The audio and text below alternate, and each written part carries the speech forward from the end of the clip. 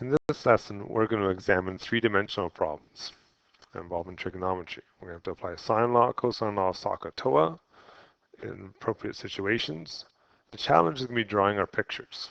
Right? Trying to draw three-dimensional diagrams on two-dimensional paper can be challenging for one part, but even just trying to visualize them can often be challenging.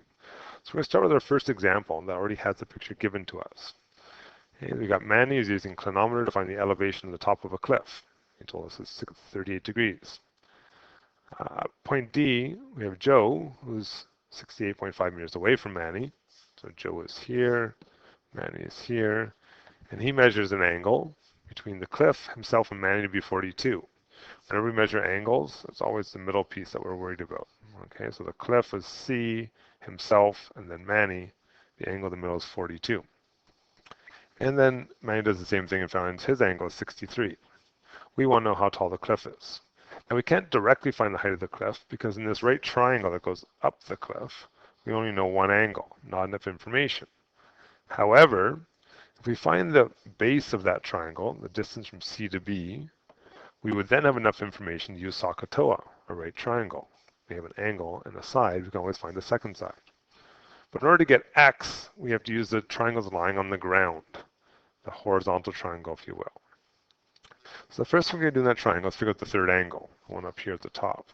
If we take 180 and we subtract 42 and 63, we can figure out what the triangle adds up to. And that angle would have to be 75, I believe. And then, if this is 75, we have things that match up. That's a sine law question. Now we don't have to worry about ambiguous case because the triangle is actually drawn for us. Whenever that's the case, it's not ambiguous. We can see what it looks like. So we just have to match our things up. Sine 75 goes to 68. The sine of 42 will go with the x that we want, the base of the right triangle. We're going to cross multiply. And then we need to solve this. So get x by itself. We can do that if we divide out the sine 75. Now x is by itself. Plug it all into our calculator and we should get 47.5. I wanted that so I could attack the right triangle problem. Okay, the right triangle, just to point out to us, has the height, the base was 47.5, and we knew the angle was 38. Sometimes it's easier to break the triangle, the situation into separate triangles so you can see what you're talking about. And this is a tan question. I've got the opposite and the hypotenuse for that 38-degree angle. We can solve this by cross-multiplying. 1 times h is just h, 47.5, tan 38. And we punch that into our calculator, we get 37.1 meters. And there's the height of our cliff. Okay, that one's not bad because we were given the diagram. No interpretation except for making sure the numbers made sense in terms of what they gave us. This next one, however, we don't have the diagram. We're going to have to interpret. So we got Emma. She's on a 50-meter high bridge and sees two boats anchored below. From her position, boat A has a bearing and boat B has a bearing. She wants to figure out how far apart the boats are. So let's start this out. This is going to be the tricky part, trying to envision what's happening. So I'm going to put Emma up on top of a bridge. Emma's on my bridge. And this is the water. Now, the boats are in the water, but they're not to the left and right of her. They're at bearings to her. So one boat is out here, and the second boat is over here.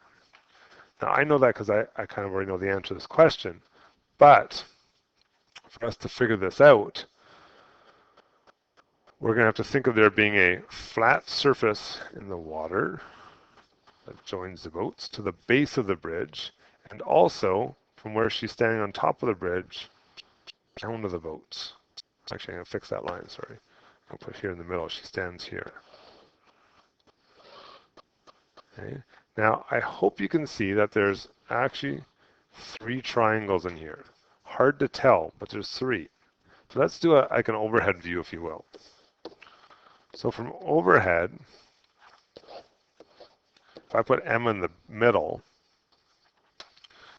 we know that boat A, let's just call the first one boat A, has a bearing of 230. So 0, 90, 180. 270. 230 would have to be over here, right? Here's where A is. Boat B, 120, would have to be somewhere over here. That triangle we just drew, this one red, we'll make it red, is the same as the one that's on the flat ground. That's our overhead view. And we can actually figure out the angle in the middle there, because if this part is 120 and this part is 230, the difference between them, 110, has to be in the middle. Okay, the angle between the boats relative to her position. But the other information she gave us is angles of depression. So if I pull apart that triangle again, we think of Emma.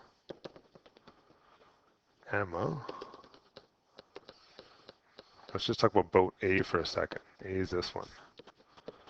Okay, Emma's up on top of her 50-meter tall bridge.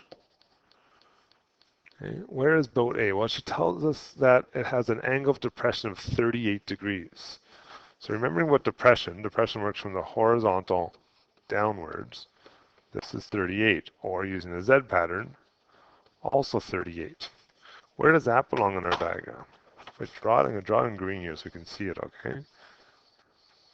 That is this triangle. So I know this corner down here, which doesn't really look like it, is 38. I know this is right angled, and I know this is a 50 in the middle. I can do the same thing for boat B, which would give me this angle being 35. Okay, and I want to know how far apart are the boats to the nearest meter. So really I'm trying to find X. There's our diagram, tricky diagram, right? We have lots of parts and pieces to worry about. Now to find X, I need to know some things. I know that, well, I could think about maybe using the sine law because 110 goes across from X, but unfortunately, I don't know either side, let's call them Y or Z, of that triangle, right? That wouldn't work for the sine law. Cosine law, same problem. I don't know any information about sides. Can't use cosine law. Okay, so what I really need to do is figure out Y or Z first, maybe even both of them. And I can do that because if I think back to this triangle, this right angle triangle, I can use SOHCAHTOA. The bridge and the water make a right angle. So using this triangle here, can I not do tan 38 equals my opposite over my adjacent? I'll cross multiply. I'll divide out. And if I punch that in my calculator, for y, I get an answer of 64 meters. Okay, so I now know that y is 64. I'm just going to erase and put it in our diagram here. I got a 64 here now. I can do the exact same thing for z, really. It's the same idea. It's a right angle triangle, except for I'm going to use a 35 this time. So tan 35 equals 50 over z. And it's the exact same math. So I'm going to skip a step here and just write 50 over tan 35. And for z, we'll get 71.4. Okay, so I'm going to erase my diagram again a little bit and put that number in there I got. 71.4. Now if I want to find x, I can, because I have enough information for the cosine law. X squared equals 64 squared plus 71.4 squared minus 2 times 64 times 71.4, the two numbers we just got, times the cos of the angle contained between them, which is 110. Put all my calculator, square root it, and we should get 111 meters. And that's a tricky one. So you have to think in 3 dimensions, above and from the front. It helps me to draw those triangles as separate parts and pieces. Okay, I'm going to get you guys to try one. So pause it, see if you can draw the picture. The picture's the hardest part. Okay, on a hiking trip, 2 hikers separate from their group and each becomes lost. Both hikers go to open clearings where an aircraft can see them. After several hours, a rescue helicopter arrives and hovers at a height of 200 meters. And there's my vertical part, 200 meters. Here's our helicopter up here. Okay. And from there I can see both hikers. One is an angle of depression of 9 and a bearing of 240. The other one's a depression of 13, bearing of 68. So three-dimensionally, if we put our helicopter in the middle, one is at a bearing of 240, so 180 and 270. And the other one's at a bearing of 68. Okay, so 68 and 240. Okay, so that angle apart. What is the angle? Again, if we subtract in the middle, we'll get an angle of 172 between them. 172. So here comes our three-dimensional part. We got one here, we got one over there. And they're joined, and it's 172. We know we can see the hikers at an angle of depression of 9. So again, my helicopter up here, hiker number 1, angle of depression is 9, so angle of elevation is 9. We put that into our diagram, we're going to get this. Here's our 9, here's our right angle. Same thing on the other side, right angle. The angle of depression for this one is 13. How far apart are the hikers? That's our x. Now this should look basically like the exact same as the last question. We just had to get our diagram into shape first. So let's approach it the same way we did the last question. We'll try and figure out y and z by using SOHCAHTOA. So tan of 9 equals 200 over y. So y equals 200 over tan 9. Cross multiply, then divide. And for y, I got 1262.75. The exact same thing for z. So tan of z equals 200 over 13. That's not right. Tan of 13 equals 200 over z.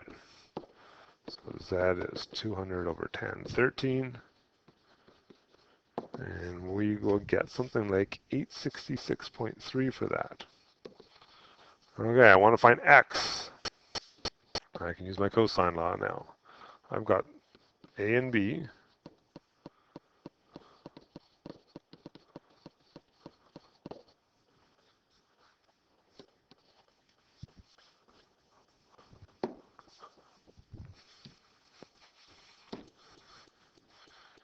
Might run out of room here, so I'm going to just put on the next line, okay? 75 times 866. The cos of our angle between them, which is 172. Okay, all into your calculator, square root it. If you did it right, you should get 2,124 kilometers. Okay, those are three-dimensional problems. We're going to try a few today. The picture is by far the hard part. I'm assuming the green part, the math part, will have no issues. It's trying to draw that picture and interpret what's actually going on here. So just 4 today, okay, just to make life easier, to have a chance to practice these things. And then we're going to be done with straight line trigonometry. So this is our last little bit of the basics, the review stuff. And we're going to move on to new kind of trigonometry.